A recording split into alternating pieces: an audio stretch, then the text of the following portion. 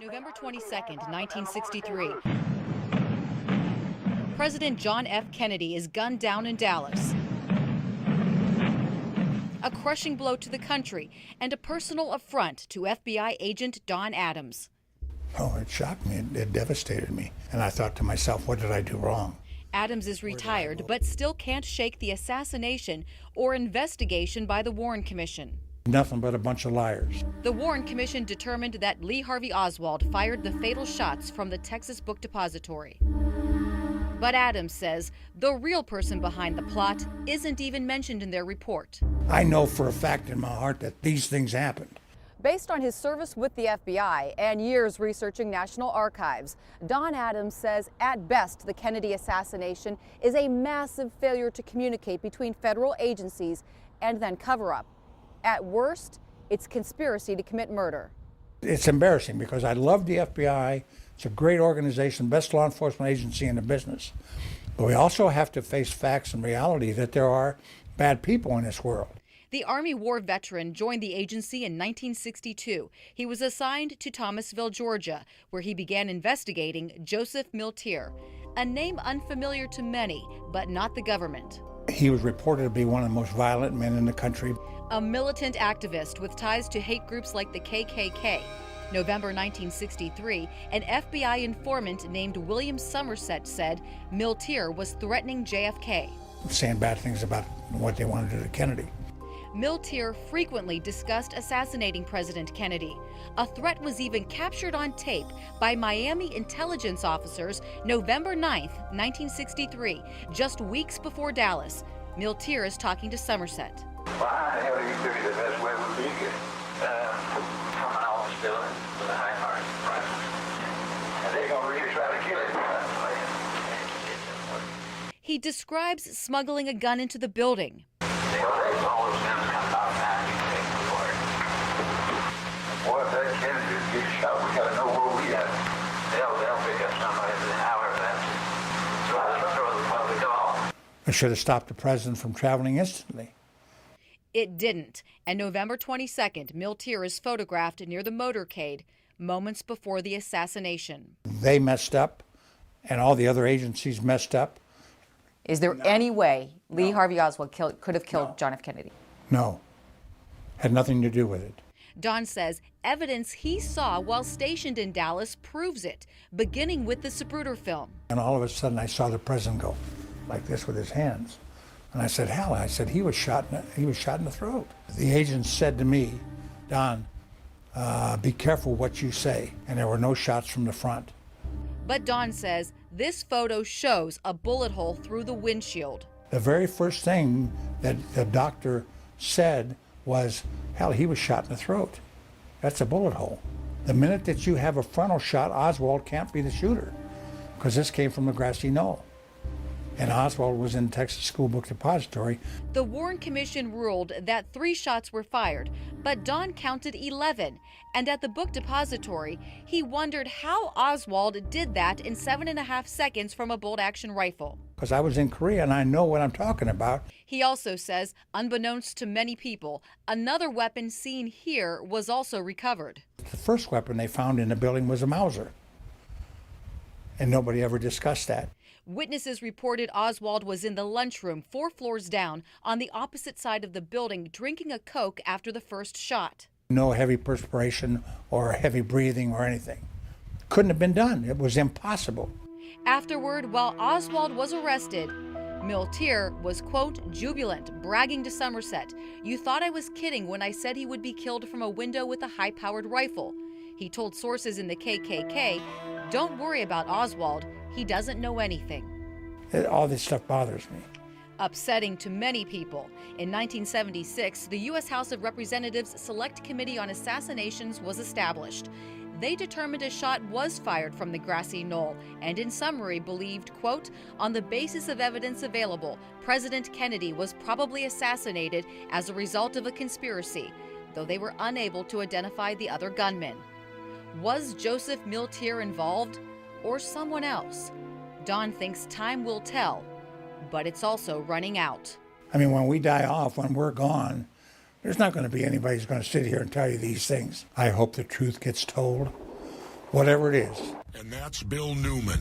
He was standing right there on that terrible day. Something has happened in the motorcade. Stand by, please. He's one of the few witnesses who survived to tell his story. Many others died mysteriously. Bill may be alive today because he slipped through the cracks. Well, Bill, this is about the spot right here that you and your family were standing at? That's correct. My wife, Gail, and my 2 children, Bill, who was 4 at the time, and Clayton, who was 2. President Kennedy came down just about the center lane? He was out from the curb, probably some 10 or 12 feet. 10 or 12 feet, but you were this close. As the president's car turned left onto Elm Street, probably some 100 feet or less from us, the first 2 shots rang out.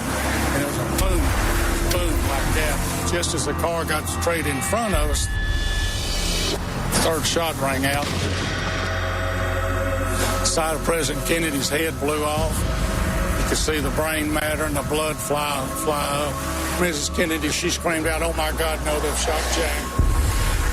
I turned to Gail and I said, "That's it," hit the ground, and we threw our children down and covered them on the ground. I thought a shot had come from directly behind. Directly behind? Shot came from behind. Did you see anything in the book depository building or anything that... No, I mean, I had no reason to look at the book depository. I read the report you were interviewed by the FBI, a 1-page report. Your wife about, what, 2/3 of a page report? You have it. I have it. There's yours and there's your wife. That was the only, I would say, the official contact that we had with any authorities. You were literally 10 to 15 feet away from the fatal headshot, and the Warren Commission never even called to have you testify or talk to you? No, Governor, we were never contacted by the Warren Commission, and I questioned that because others like yourself had asked that same question. The Warren Commission. The new President Lyndon Johnson set it up a week after the assassination to investigate the killing. The report concluded Lee Harvey Oswald acted alone. But before he died, Commission member Gerald Ford admitted that the CIA had destroyed or withheld critical evidence. The Warren Commission didn't even talk to you. Never interviewed. No. It seems to me like they had the answer before they asked the questions. They already knew the conclusion. Could be. The Warren Commission's lone gunman theory relies on something called the magic bullet. One bullet would have caused all the non-fatal wounds to JFK and Texas Governor John Connally sitting in front of him. Warren Commission staffer Arlen Specter came up with that one. What do you know? He wound up a senator. Gerald Ford later admitted that he changed the description of JFK's wounds to make the theory sound more plausible. He wound up president. You help the Warren Commission in the cover-up, good things can happen. So the fatal shot, as far as you're concerned, fatal shot came from right there. Remember, Kennedy's head went back and to the left. Back and to the left, all right? Back and left. Boom. Several police officers are rushing up the hill at this time. Stand by just a moment, please. The 6th floor of the Texas School Book Depository, where Oswald allegedly fired the shots, is now a museum. The museum presents the Warren Commission's version of events. How come we can't ever get into the real shooter nest? Preservation. The wood floor is the same way it was back then. Even the markings on the floor, which are visible on the crime scene photos, are still there. Preservation's the only reason that they do that, keep it the way it is. Yep. Yeah, see, I have a difficult time with him making these shots. I think that it's virtually next to impossible. The guy was not a very good shot to begin with, because in the military, when you only qualify as a marksman, that's the lowest you can be. I had a chance to test the same type of rifle, same ammunition, and try to recreate Oswald's shooting sequence.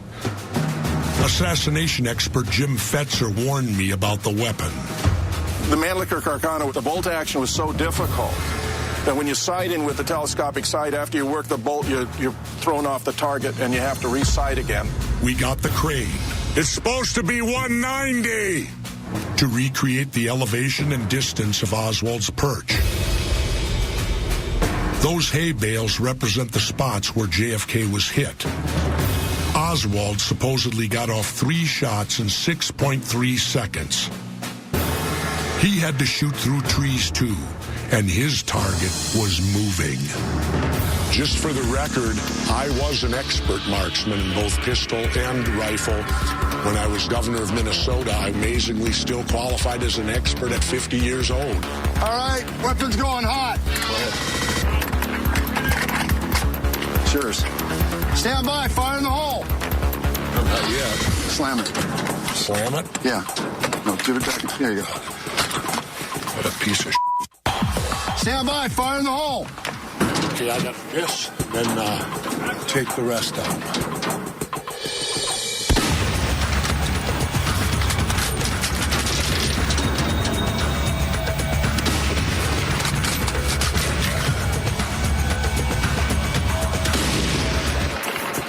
How fast? 11:17. Well, let's go again. The Mannlicher is so cheap and hard to work, there's no way Oswald could get off 3 shots that fast. How much? 884. Fire in the hole. I hit the target a few times and even got in a headshot, but nowhere near the time Oswald supposedly pulled it off. 879. And he did it in 6? Bullshit. This is impossible. And I'm not the only one. In the past, a lot of reenactments by expert marksmen failed, including ones by CBS News and even the Warren Commission. I told the 6th floor museum curator, Gary Mack, about our little test. You're the curator of this museum, so naturally you have to follow museum policy. Let's pretend we're not here. Okay. Let's pretend you and I are sitting out and having a cold one. Okay. Sounds good. What's your position at that point? Personally, Personal position. when I go home, I think there's more to it than Lee Harvey Oswald. Even the guy who's paid to spout the party line doesn't buy the official theory. I can't prove it. I have some bits and pieces that, to me, say there's got to be more to it than Oswald, but I can't prove it. Was known simply as the Babushka Lady. I had President Kennedy right in my zoom lens. I could see Connally anytime. He's a Texan, right? Appreciate him, love him, he's great, but I wanted to see the president. In the carnival atmosphere surrounding the motorcade, there was no indication of the danger lurking seconds away in Dealey Plaza. When I first heard a noise, I was not aware that that was a shot being fired, and maybe perhaps that's why I continued to film, because I thought it was a backfire or a firecracker. I wasn't used to being around guns. I did not realize that those were shots until I saw in the frame of my camera President Kennedy's head come off, the back of his head. Then I realized that that was a shot. I don't know how many I heard. I know where I thought the shots came from. Was the picket fence area around that large tree somewhere on the other side of those steps, but in the picket fence area. There was a figure there and there was smoke there. I will always believe that the man that shot President Kennedy was standing somewhere in the picket fence area. After the assassination, Beverly was contacted at work by FBI agents who took her undeveloped film and promised to return it within 10 days. She has not seen it since. From the position that I was filming, I had the best shot of the assassination, and probably the only one that had a real good shot of the grassy knoll. And probably would be a lot of unanswered questions answered if my film could be found. Fortunately, a few feet to Beverly's left, Mary Ann Moorman in the dark coat took her picture a split second after the president had been fatally struck in the head. Although frequently examined by the FBI, her historic snapshot was too widely publicized to disappear. We know that the president's car was in the center. Its dramatic secret, however, has only recently been uncovered. After 5 years of intensive study of the Mormon picture by two researchers in Texas, Jack White and Gary Mack, there is at last convincing evidence of a gunman up on the grassy knoll. Here is the guy that we call Badge Man, and it appears to me that from our study of it, his waist is right at the top of the wooden fence. Gary Mack was the first to isolate the image, now known as Badge Man. What I was looking at, to a lot of people, might have just been like looking at an ink blot or something. And all of a sudden, I started to see eyes and ears and forehead and hair. And little by little, the pieces of this image started to make sense to me. And that's when I first called Jack. And with his photographic work doing the blow-ups, we could see more and more and more detail. And at one point, we realized that this fellow was probably wearing a police uniform, or some type of uniform that was close enough to what the Dallas police were wearing, so that he could pass as a police officer. And in 1963, Gordon Arnold was a 22-year-old serviceman, just out of training camp and en route to a posting in Alaska. This is his first film interview. On that particular morning, what happened was I came downtown and I thought there was going to be a parade. So what I did was I parked my vehicle back here in this parking lot, and I intentionally walked to this particular corner because I wanted to take pictures of the parade off of the railroad bridge. Well, this is about as far as I got, because what happened is when I got my leg to about this position, a man came around the corner off the bridge, had a suit on, and he turned around and he told me that I wasn't going to be there. And I guess I was younger and more spunky at that time, because I told him, you and who else is going to keep me off the bridge? And he pulled out an identification card and he said, I'm with the CIA. And I said, well, that's enough muscle. I'll leave. So I turned around and I brought my leg back over like this. And I walked down the fence line here about halfway. And I was looking over the fence to see if I could get a good shot of the parade. And he come back up and he told me, he says, I told you to get out of this area. And I said, okay. So I walked the complete length of the fence, got around on the other side. That's when I started to line up my frame so that I could take the picture of the parade. I had been panning shots through here so that I could get whatever was going to come down the street. And I saw that it was the President of the United States. And as I was panning down this direction, just as I got to about this position, a shot come right past my left ear. And that meant it would have had to have come from this direction. And that's when I fell down. And to me, it seemed like a second shot was at least fired over my head. There's a bunch of report going on in this particular area at that time. And what happened was that while I was laying on the ground, it seemed like a gentleman came from this particular direction. And I thought it was a police officer because he had a uniform of a police officer. But he didn't wear a hat. And he had dirty hands. But it didn't really matter much at that time, because with him crying like he was, and with him shaking when he had the weapon in his hand, I think I'd have gave him almost anything except the camera, because that was my mother's. And literally what the man did was kick me and asked me if I was taking a picture. I told him that I was. And when I looked at the weapon, it was about that big around, and I decided I'd let him go ahead and have the film. I gave it to him. And then he went back off in this direction. I went off in this direction. And 3 days later, I was in Alaska. And I didn't come back to the United States for about 18 months.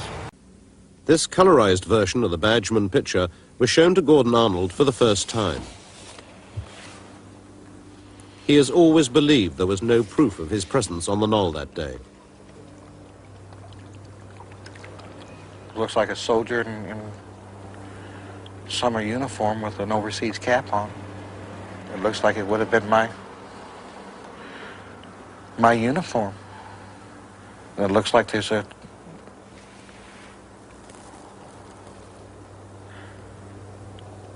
camera. Or there's something up in front of the face.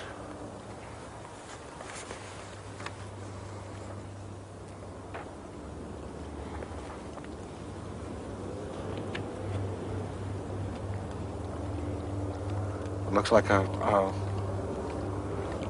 white spot. If it's a flash, it would be like off of a muzzle flash. This looks like a police officer because that would be the badge. That would be the arm emblem. Would this fella back here be the railroad man I asked you about this morning? Because when I was walking to the site, and I had never told anybody that I had, when we were out there filming, it reminded me that there was a railroad worker just standing out there by the railroad tracks. But it looks like somebody's taking a picture. Yeah, I couldn't figure out why would I be standing crooked until I flipped that up, and if that's a muzzle blast or flash, then whoever's standing there would have been a fool to stand up straight. He'd been trying to get away from harm's way is what it boils down to. And that could very well be me.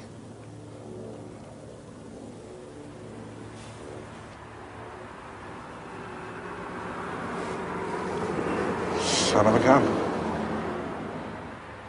That would be the closest thing that I've ever...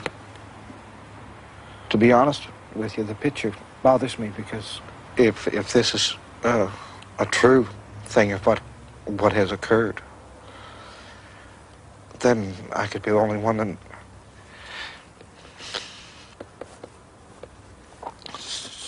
Saw the man.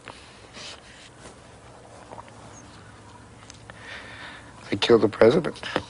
And to be honest with you, if I'd have known this,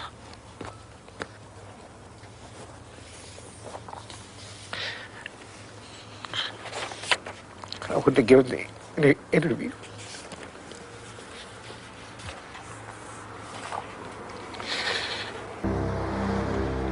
However, his story is confirmed by another eyewitness, Ed Hoffman, a deaf mute who is interviewed here for the first time. I'd gotten off work early because I had a dentist's appointment. I was traveling down the freeway here, and I remembered that President Kennedy was coming to visit Dallas. I parked my car here. I realized at this spot that I would be able to see Kennedy pass close by. I stood here and waited, and I was looking towards where he would be coming from. I suddenly saw two men who looked suspicious directly over there in the car park. 25 years ago, these trees did not obscure the view. From his position at the side of the freeway, Ed Hoffman could clearly see the car park area behind the grassy knoll. I saw a man standing here, wearing a black hat and a blue jacket. I saw a puff of smoke, and I thought it was a cigarette, but it wasn't. He had a gun, and he walked towards the railroad. He tossed the gun to the second man. Then he turned and straightened his jacket, adjusted his hat, and walked casually away.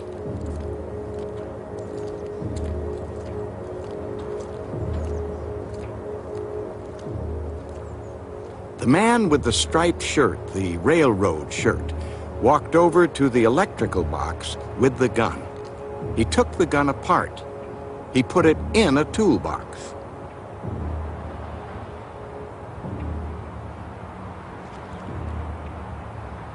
He then walked slowly away in the direction of the railroad track.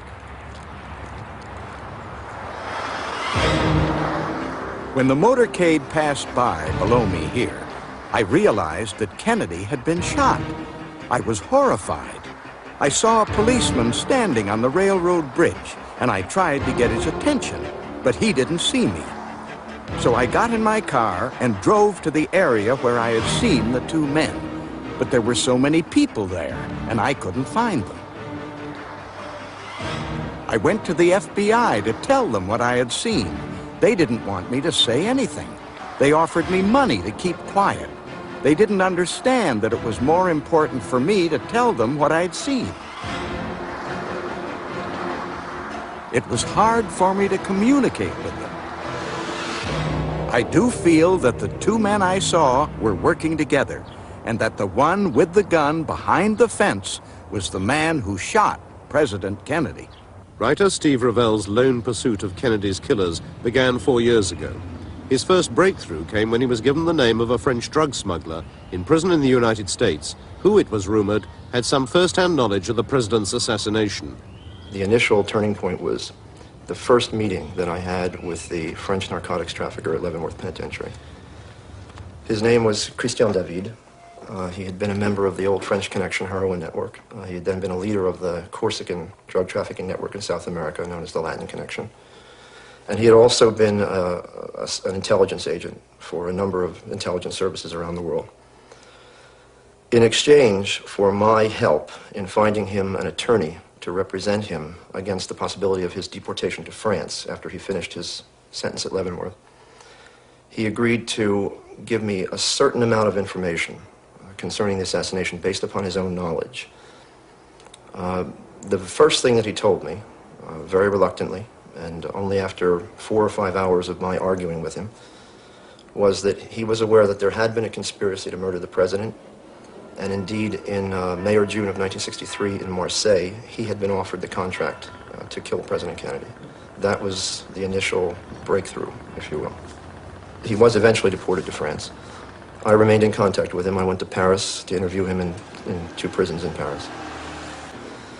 His position was that there were 3 killers, and that they had been hired on a contract which had been placed with the leader of the Corsican Mafia of Marseille, a man named Antoine Guérigny. Guérigny, he said, was asked to supply 3 assassins, high-quality, experienced killers, to murder the president. He told me that he had been in Marseille in May or June of 1963, and that every evening he went to Antoine Guérigny's club on the old port of Marseille to meet people who owed him money. One evening, Guérigny sent for him, asked him to come to his office, which was above the club. Guérigny told him that he had an important contract, and he asked David if he were interested. David said, "Who's the contract on?" And Guérigny said, "An American politician." David asked, "Well, is it a congressman, a senator?" And Guérigny said, "Higher than that. La plus haute légume," he said, "the highest vegetable." At that point, of course, David knew who he was talking about. David asked him where was the contract to be carried out, and when Guérigny said it would be done inside the United States, David refused on the grounds that that was much too dangerous. Now, David initially would only give me the first name of one of the 3 men on the grounds that 2 of the 3 were still alive, and since they were members of this Corsican milieu, which has a code of silence and a code of vendetta, if he named them, he himself would be murdered. However, he did agree to give me the first name of the 3rd man who he said was dead, and that man, he said, was named Lucien. And through contacts that I made in the journalistic and police and intelligence communities, I was able to determine that this Lucien was, in fact, a Corsican drug trafficker and killer of the 1960s and 70s by the name of Lucien Sarti. Sarti had been killed in Mexico City in 1972. I confronted David with the name of Sarti, and he, in effect, confirmed that that was the man he had referred to. He was an extremely reckless, very daring man, known and despised even by his colleagues for taking enormous chances. But that same recklessness made him one of the most successful contract killers and drug traffickers of his era. Having identified Sarti, Christian David, fearing for his life, refused to name the other 2 assassins recruited to kill Kennedy. Nonetheless, in successive interviews, he slowly began to reveal how the contract, placed here in Marseille, had been carried out.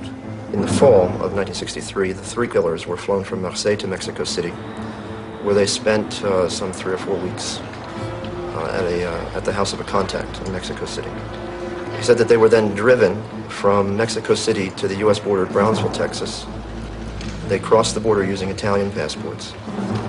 He said that they were picked up on the American side of the border at Brownsville by a representative of the Chicago Mafia, with whom they conversed in Italian. They were then driven to Dallas and put up in a safe house which had been prepared for them so as not to leave any hotel records. He said that they spent several days taking photographs of Dealey Plaza, And in the evenings at the safe house, they studied the photographs and they arranged what he called a crossfire with 3 guns. On the question of the actual murder, he was reasonably specific that 2 of the assassins were in buildings behind the president's limousine. He did not know which buildings. However, he did specify that one was high and one was low. In fact, he said presque sur l'horizontale, almost on the horizontal. And he went on to add, you can't understand the wounds unless you understand that one of the men was almost on the horizontal. Now, in a separate conversation with David, I asked him, based upon what I knew about Sarti's penchant for changing his appearance, whether Sarti had ever said anything to him about having worn a disguise. And David said, what do you mean by a disguise? I asked him, did Sarti ever indicate that he wore clothing other than he normally would have worn? And David thought about it for a moment and said, he wore a uniform. I asked him what kind of uniform, and he refused to answer. But he did add that on jobs like this, they were always in disguise. He said if, for example, there were a military post nearby, they would dress in military uniforms. He said that there were 4 shots. The first shot was fired from the rear, struck the president in the back. The second shot was also fired from the rear, and as David said, hit the other man in the car. The third shot was fired by Sarti from the front, struck the president in the head. And the 4th shot was fired from the rear and missed the automobile entirely. So his scenario, as he claims to have learned it from the gunman, was 3 guns, 4 shots, 3 hits, 1 miss. He also added at one point that 2 of the shots were fired almost simultaneously. He said that in the moment of panic, which always follows an incident of this kind, they were able to get away from Dealey Plaza and go back to the safe house. Now, he made the specific point that the worst thing that you can do at a moment like that is to try to escape. And so they stayed in their safe house for some 10 days until things quieted down sufficiently, and then they were flown by a private plane from Dallas to Montreal. He said that the people who met them in Montreal were established contacts who were used to moving people in and out of the country, and that from Montreal they returned to Marseille. And I asked him, was there anybody in the world who could substantiate this story? And it was at that point, after thinking about it for a minute, that he advised me to go and look for a man named Michel. Michel Nicoli could have been anywhere in the world. A former narcotics trafficker turned government informant, he had become a United States federally protected witness and had officially disappeared. In June of 1986, I, almost by accident, found the one person in the U.S. government who knew where he was, who was a very high official of the Drug Enforcement Administration. In the course of 3 subsequent conversations, among other things, Michel confirmed that Lucien Sarti was one of the 3 killers. The final pieces of the puzzle were falling into place. From the lips of Michel Nicoli, Steve now had the names of the other 2 assassins. At that point, I then went back to David. I gave him all 3 names, and in effect, he confirmed them. When I showed David an aerial photograph of Dealey Plaza, the first thing he said was, show me where the railroad bridge is. I pointed out the bridge over Elm Street, and he said that was where Sarti wanted to be. But on the morning of the assassination, the bridge was guarded, and he was forced, as he said, to move on to the little hill with the wooden fence. He took up a position from behind the wooden fence from which he fired 1 shot, and David specified that he used an explosive bullet. Now, he said that Sarti was the only one who used that kind of ammunition, a remark which he refused to explain and which I didn't understand at the time, until I put the question to Michel. When I asked Michel if it were true that Sarti had used an exploding bullet, Michel sighed and said, yes, that was what I had heard. Yes, it's Lucien Sarti. Me too. I sometimes carried them with me, but I didn't use them. What was the advantage of having bullets like that? Well, it makes a larger hole in the body. And when the bullet flattens out, there aren't any traces, no marks, nothing. On the question of payment, Michel agreed with David that the assassins had been paid in heroin, and he went a bit farther. In my first conversation with him, he indicated that although he did not know it at the time, It was he who converted the heroin payment into cash for the assassins. He indicated, at least initially, that the three men had appeared at his apartment in Buenos Aires in the months following the assassination with, as he put it, a substantial quantity of heroin. He was surprised because, to his knowledge, it was the first time that any of the three of them had dealt in heroin. But given his reputation for not asking embarrassing questions, he simply agreed to convert the heroin into cash for them. Did they ever give you any indication about who was behind this contract? No, they didn't talk to me about that. It was Christian David who told me that it was someone in the mafia, but I don't know who it was. But it was known more or less generally in this circle of Frenchmen in South America that it was the mafia that was behind it. Yes. My own conviction at this point is that the contract probably originated with Carlos Marcello of New Orleans, who placed it in Marseille through his colleague Santos Traficante Jr., who had the closest relations with Antoine Guérini. Beyond that, it seems reasonable that Giancana of Chicago was involved, if we accept David and Michel's idea that the assassins were met at the border by representatives of the Chicago Mafia.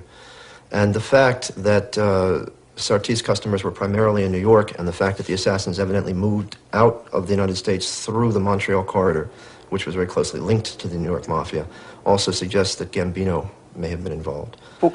In your view, why would they go so far to find assassins for such a job? In my opinion, to obliterate any traces. Yes, it's more difficult to find foreign killers. The Mafia had to hire white men for the job, since it was to take place in the American South, which meant that they could not go to the other two centers where one found assassins at that time, namely Beirut and Hong Kong. Secondly, they needed highly experienced, skilled assassins. Thirdly, they needed assassins who, if they were caught, could not directly be tied to the American Mafia, and also who were not known to the American police. And fourthly, once again, if they were caught, assassins who could be counted on not to talk. When someone has a contract to kill someone, he's not rubbing out the name, he's rubbing out the person. You just have to kill him, that's all. And according to who it is, you get paid more. According to who it is, and that's all. But after all, it was the President of the United States they were talking about. If they did it, it's because they didn't give a damn. There are people like David who refused to do it. There were others who didn't refuse. But Sarti, would he have been capable of that? Oh, yes. As a killer, he's capable of anything. It's not a question of sentiment. No sentiment with him. And to my enormous relief, Michel repeated essentially the same story he had told me in front of the DEA official. An official of the FBI then interviewed Michel Nicoly and indicated that he was persuaded by Nicoly's statement. I assumed at that point that given the testimony by credible witnesses, the government would then move toward the indictment and the arrest of the people who had been named. So far as I can tell, since then, nothing has happened. Subsequent to that, I was able to learn from Christian David and other sources that the man who was in charge of the logistics and the organization of this plot was another Marseille gangster, a very important figure, was based here in Marseille for many years, named Paul Mondoloni, who was for many years the liaison between the Guérinis at their headquarters here on the Old Port and the U.S. Mafia, specifically Santos Traficante. They established that liaison in Havana when Mondoloni ran the Corsican casinos there, and it was sustained later when the Corsicans were thrown out by Castro and they were forced to move to Montreal and establish a heroin smuggling outpost there. Mondoloni would have been the ideal person to have organized and carried out this plot. The men who murdered the President of the United States have been named by witnesses who even the government considers are credible. We have people we can put our hands on, people we can arrest, and nothing is being done about it. And yet until they're arrested and interrogated, and the truth comes from their own lips, if they are in fact guilty, we may never know the resolution of this mystery. we may never have the truth about this matter. And that's a situation that I personally find intolerable. I got a lead on that photo of the three tramps. A guy said he had first-hand evidence about that and a lot more. He told me to show up at a motel on Hollywood Boulevard. This wasn't the Walk of Fame. This guy was lying low.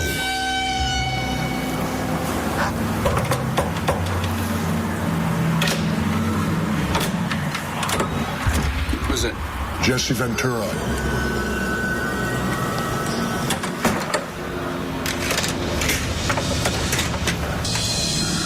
St. John Hunt is the son of E. Howard Hunt, the CIA spook who ran Vice President Nixon's hit squad, Operation 40, who reunited the old gang to break the law for President Nixon. He went to prison for masterminding the Watergate break-in. Hunt died in 2007, and he took his secrets with him. Well, not all of them. Your father, E. Howard Hunt, he was involved, obviously. He was a CIA operative his whole life. 27 years in the CIA. And there's many tie-ins with the murder of John Kennedy as well as Watergate. Certainly you have the Cuban faction that was involved in Watergate and can be traced back to the Cuban Revolution and to the overthrow of the Castro regime. St. John, let me ask you this. Do you feel fear today in speaking out? The more sunlight that comes onto this, the more exposure I get in telling my story puts me in a greater level of danger. St. John Hunt's story provided some dangerous answers. First off, there was that photo of the three tramps at Dealey Plaza, the ones who looked too clean-cut to be hobos. You know, my gut has always told me that old tramp has just so much of a resemblance to my dad. He had very unique looks. He had a very long, thin nostrils, pointed face. He had this kind of jowl thing going on here. Well, if it's any consolation, I've looked at both your father's photo and I agree with you. Yeah, I was aware of all these things, but, I just didn't know what to think. And, of course, my dad would never talk about it until he brought me down to his bedside in Miami, Florida, when it was thought that he was going to live much more than another few weeks. That's when a father was about to make a startling confession to his son. St. John Hunt wanted me to hear some tapes he'd recorded in his father's final days. E. Howard Hunt's deathbed confessions about who really killed JFK. He was getting old, and you sat with him, and he confessed that he participated in the murder of John Kennedy to you? That's exactly true. That was stunning information, shocking. He said that there was, in fact, a plot, that the plot was to have been carried out in Miami, and it was changed to Dallas. Well, rather than saying anything more, let's listen to it. All right, here we go. Jesse Ventura is with the son of CIA operative E. Howard Hunt, about to hear Hunt's deathbed confession of his role in the JFK murder conspiracy.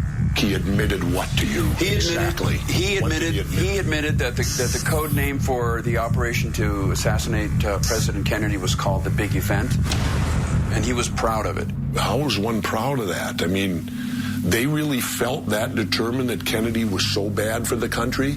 Well, not for the country, for the interests. Operation 40 took people out. That was their job. That was their mission.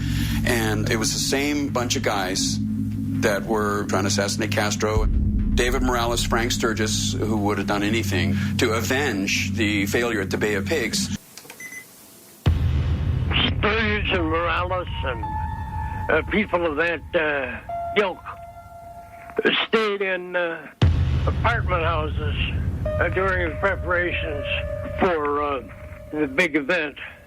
Their addresses were very subject to change.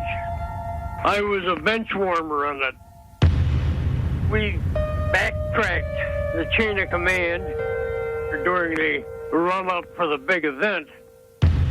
There it was, all spelled out. E. Howard Hunt admitting a plot.